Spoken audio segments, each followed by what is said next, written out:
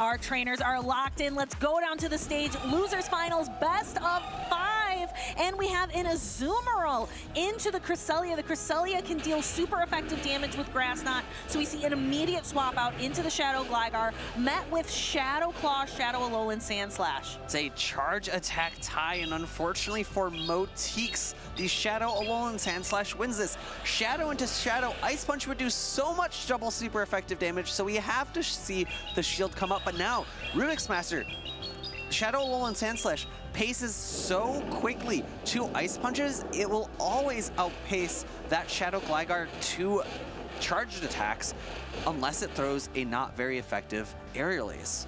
Yes, and we can see XXRubixMaster leaving Talonflame on the bench this time, which actually works out quite well because you have the Azumarill that would do quite well against it, as well as that Altaria has a pretty positive matchup. And coming in with Azumarill, this is a Shadow Claw Alolan Sandslash, so it does that much more damage to this Azumarill. Azumarill, one of the bulkiest Pokemon, typically does well in neutral matchups. However, with Ice Beam and Play Rough, can only deal resisted charge attack damage to this Shadow Alolan Sandslash.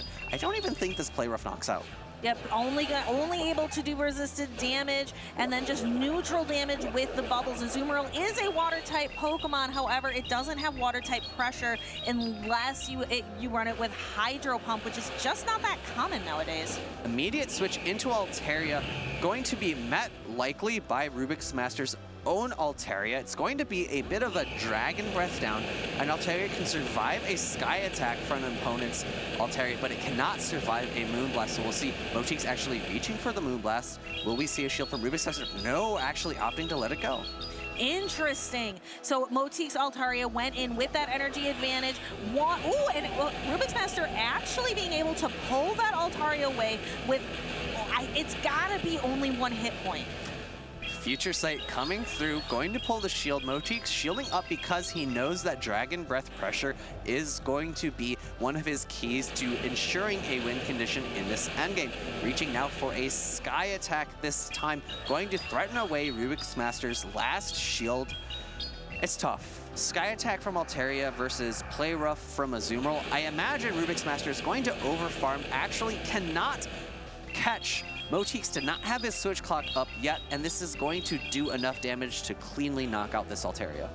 But Future Sight takes a lot of energy, so now this Cresselia is pretty energy dry. Will it get to the Grass Knot in time? Just barely is able to beat Azumarill to the charged attack to knock the Azumarill out and claim the matchup. So Motiks coming off of a devastating streak of losses up against Lyle, but now is able, coming off just a devastating loser streak. XXRubixMaster kind of continuing it for Motiks. A tough run for him right now. Yeah, I think adapting mindset is what Motiks is going to need to do. Shadow Gligar is such a good safe swap in many matchups, but if your opponent has an ice type that isn't named Abomasnow, it's not as safe. As we see here, Ice Punch doing so much double super effective damage, and coming into the Azumarill matchup with 2 drill runs able to land is so impactful.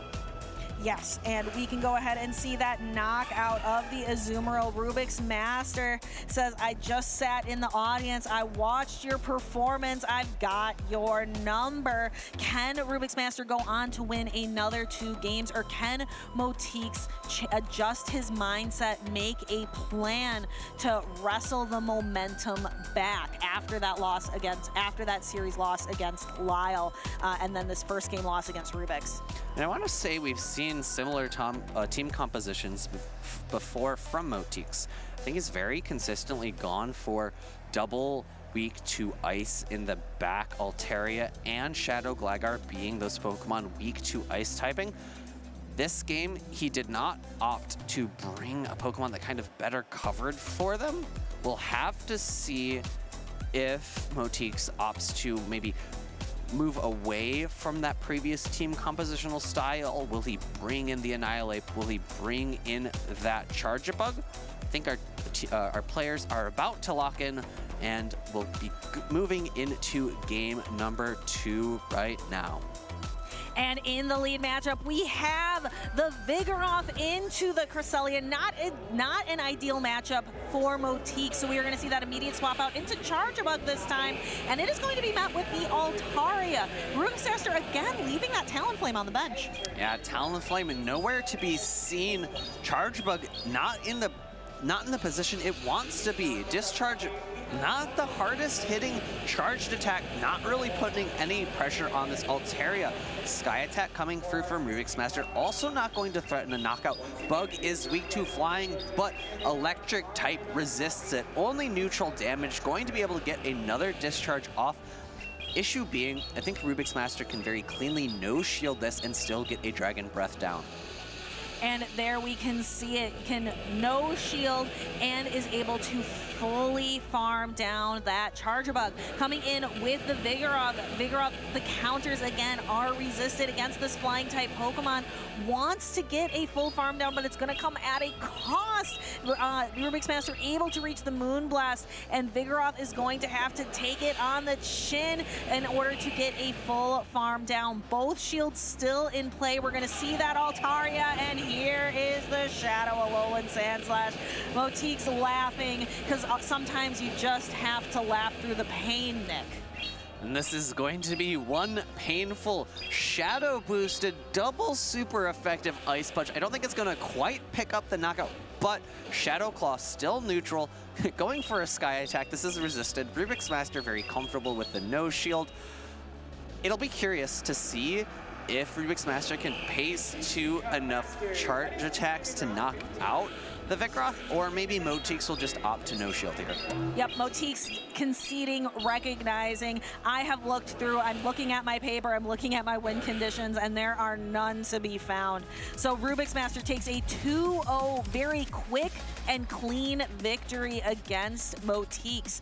Motiks has to reverse sweep in order to continue his tournament run here. RubixMaster just one win away from another grand finals seat. Really the only place we ever really see RubixMaster is in the grand finals. We saw him in the Portland grand finals, we saw him in the World's grand finals, and we may just about see him again there. We can see here Motiks throwing the discharge, able to kind of RubixMaster comfortably Dragon Claw down. Once the Vigoroth is out of play and we see the Altaria come in, then it's just game over. Recognizing, yeah, that Shadow Alolan Sandslash has my number. There's just nothing I can do. And it really just goes to show the strength of Shadow Alolan Sandslash in those right matchups. We talk about it so much in the community. It wins hard, it loses hard, but when it wins hard, it can go into additional matchups and be super influential. We saw it game one, taking energy into Azumarill, doing 2 Drill Runs, taking it deep into the yellow. We saw it in game 2, coming out of that Altaria matchup with energy to go into Vigoroth, really forcing Motiks to no shield and concede that game. We will have to see, can Motiks change the mindset? Can he flip the script in order to take a win here? Let's see what the lead ends up being. It is Charjabug into Altaria. He's grinning like this is not what he was hoping to see. Safe switching the Azumarill. He is going to unfortunately be met by Cresselia. This is a fairly strong answer, but since the change to Bubble, since the increase of Bubble's damage, it's a little bit closer than it used to be. You still would really like to have Hydro Pump in this matchup to do really hard-hitting, same type attack bonus damage. However, Play Rough still adds up. The Cresselia can comfortably take 2, but with the bubble damage, Azumarill does have a little bit of flexibility in this matchup. Yes, here is that first grass knot. Motiks is going to let this come through. RubixMaster actually almost missing a bubble there.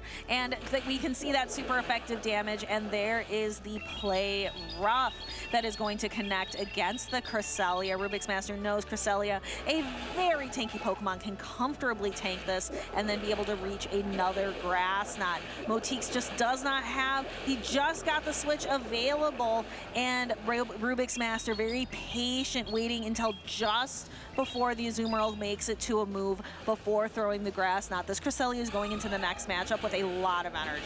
And unfortunately for Motiks, he brings in his third Pokemon. It is going to be that Vigoroth, and Rubik's Master copying notes from Lyle Jeffs himself, bringing in the Poliwrath into that decisive game number 3. He's looking across the table. Motiks recognizing it's the Poliwrath. In comes Altaria again to match up against Charjabug, but this time, Stephanie, it's down a shield. It's in an even worse position than the start of the game.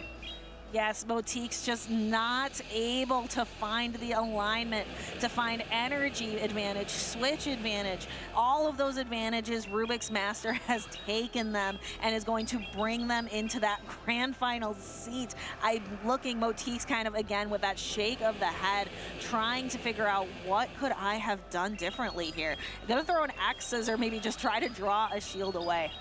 X-Scissor would be resisted damage, however, neither charge attack would really threaten a knockout, but Rubik's Master saying, hey, I have these shields, I should use them. Sky attack coming through is going to be enough to knock out the Charjabug.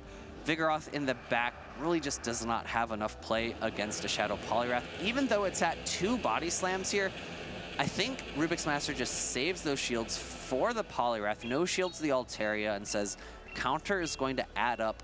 I can debuff you. The question is, I think Motiks has a very small window of a win opportunity here. Can he reach 3 body slams? We will have to see. He looks kind of close. So here's the first one. We see the trainers kind of focused in. Rubik's Master kind of, they're talking to each other. There's 1. Here's 2. But yeah, Poliwrath, no, was able to reach to the Icy Wind before that 3rd body slam. You're right, though, Alpha Feed. That was a little bit closer in the end than we maybe gave the trainers credit for. Looking for that win condition, but the Poliwrath able to get to the charge attack in time.